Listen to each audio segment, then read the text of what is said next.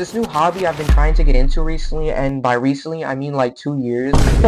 Journaling, and specifically scrap journaling.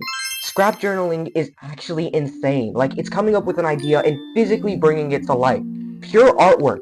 I've seen journals where people break down TV shows, characters, random thoughts. Every page looks like a museum exhibit. It really gets the gears in my head spinning because every single one is so creative and intentional. It belongs behind glass, admired and reverenced. It's literally the embodiment of an idea becoming real. Honestly, it's kind of like making a YouTube video, except somehow more creative because you can actually touch it, flip through it, feel it. It reminds me of those pop-up books you see as a kid. Every page is a new mystery with a million tiny details. So obviously I tried it. It did not work. First of all, do not judge my handwriting. I genuinely cannot be bothered. My scrap journal looks like Diary of a Wimpy Kid if he only drew stick figures, and dude is supposed to be depicted as a middle schooler. Actualizing an idea into reality is way harder than it looks because now you're not just thinking, you have to do it. You have to replicate exactly what's in your head, and that takes time, effort, patience. 3 virtues I do not possess in quantity for this endeavor. And honestly, I don't even have time for all that anymore. I'm a grown man. Even as a kid, I avoided writing in art because it felt too tedious. I was more of an action guy. Like, put me on a swing and I'd swing happily for 2 hours straight without a thought behind my head.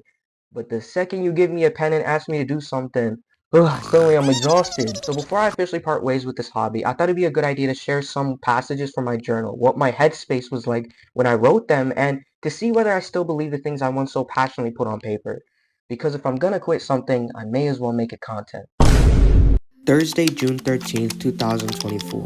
I'm more of an optimist than I am a realist, but that doesn't mean I don't take practicality into account. It means I know, in a practical sense, no matter the odds, I have no choice if the latter is dwelling on things I hate. That's definitely something I still agree with. I wrote it after the misconception that showing hope means being naive. I also bolded hate to, I guess, sort of highlight how unfair it can be sometimes, even if the choice is moving on, for instance, after a tragedy. We can't change the past no matter how much it hurts. Monday, August 5th, 2024. Those who have experienced true pain don't live long enough to tell their story, and those who have experienced pain don't have a story to tell. I think I kind of disagree with this one. At the time, I was imagining less fortunate areas and how sometimes real privilege could be having a voice to complain. But those who can't bring attention to their cause, what happens when it's too late?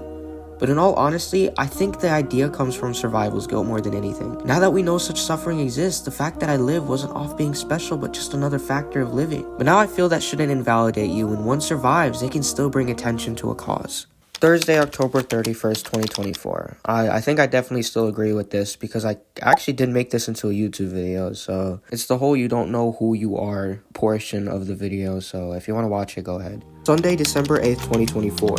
I'm starting to realize pretty is so much more than I thought. It's a reaction, and I don't only feel it when I see nice flowers or colors. It's the deep emotions I feel when I see cool random things, like a calm river with a nice gray fog, or a restless flame on a warm fire. Sometimes it's two small things working together, like sunlight shining through tree branches, or even an action like giving extra food to your neighbors. I don't know, maybe I'm just yapping the obvious. Lately, I've often felt myself calling things pretty and cool. Maybe I was too young to think too deeply, but I'm realizing more the word pretty feels best when describing heartwarming and cheerful scenarios. My only reply to that is, yeah, you're just yapping, bro. You're literally just yapping. But cool photo. Thursday, February 13th, 2025. A person's ability to connect with others doesn't stem alone from one's ability to relate, but also the ability to stand out. Oh, I forgot I wrote that. That's bars. I don't even remember writing this. I don't know where I was. I definitely agree with that one. Yeah, bro. Connecting with others isn't just finding, what you're able to relate to, but also standing out from the rest. Standing out from the crowd gives you eyes. Last entry doesn't really have a day. It just says how to be more whimsical. 1. Say ouch when something falls. 2. Call milk lids or bottle lids hats. Say good sir and nod head at reflection. Say good night to moon and stars. Wave bye house when driving away. Say time to save the world when I help people. Say hold this for me when setting something down. Say please and thank you to objects. If it's windy outside, say compliments in hopes it travels to strangers. 10. Just compliment strangers. 11. Pretend to open automatic doors. 12. Add nose to smiley face so it can breathe. And number 13, be yourself. What? 13? This is my 13 reasons why? Nah, my bad, bro. I should not make that joke. Nah, this is pretty cool, though. How to be more whimsical? Yeah, I like it. I think what surprised me most going back through this journal isn't how unfinished it is, it's how honest it was. None of this was meant to be impressive, it wasn't for an audience, it was just me trying to pin my thoughts down before they disappeared, and yeah, I didn't stick with it. I got lazy, I moved on, but looking at it now, I don't really see a failed hobby. I see proof that at some point I cared enough to try and make something, even if I didn't finish it, and that's okay. Not everything needs to turn into a long-term passion. Some things just exist to mark where you were at the time, like a time snap, a snapshot.